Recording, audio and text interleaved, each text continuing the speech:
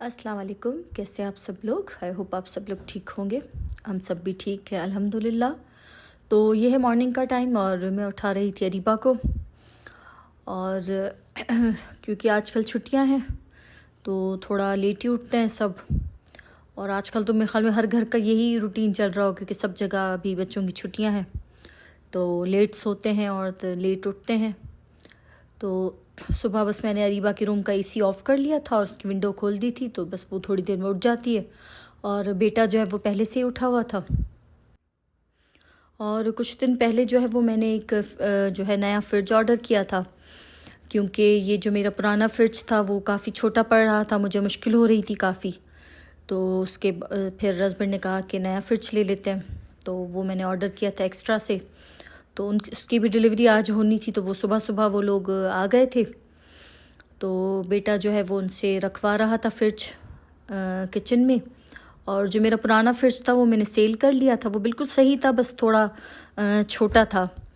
तो इस वजह से काफ़ी मुश्किल हो रही थी, तो मैंने बस चेंज कर लिया। और ये जो फ्रिज है वो ये काफ़ी अभी बड़ा है, मतलब सही है, हमारी फैमिली के अकॉर्डिंग सही है।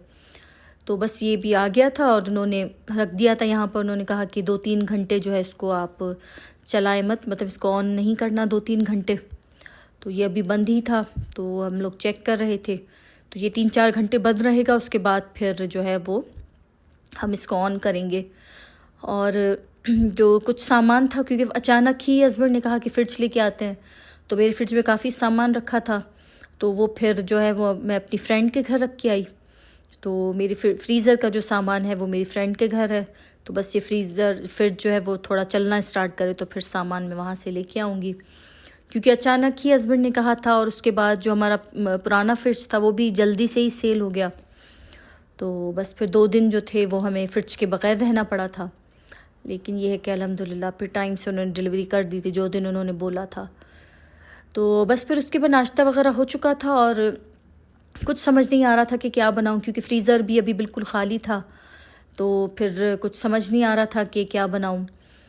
तो फिर हस्बैंड ने कहा कि आलू की जो है वो कबाब बना लो, और गर्मी बहुत ज़्यादा थी। उस दिन तो कुछ ज़्यादा ही गर्मी थी, तो ऐसा कुछ हैवी खाने का भी दिल नहीं कर रहा था। तो हस्बैंड ने कहा कि आलू के कबाब जो है वो बना लो राइस के साथ, और मैंगोज़ भी हैं तो फिर वो सही रहता है, हल्का फुल्का रहता है। तो बस यहाँ फिर मैंने 2 जो है बड़े आलू थे उनको बॉईल कर लिया था, उसके बाद फिर मैंने इसको मैश कर लिया था।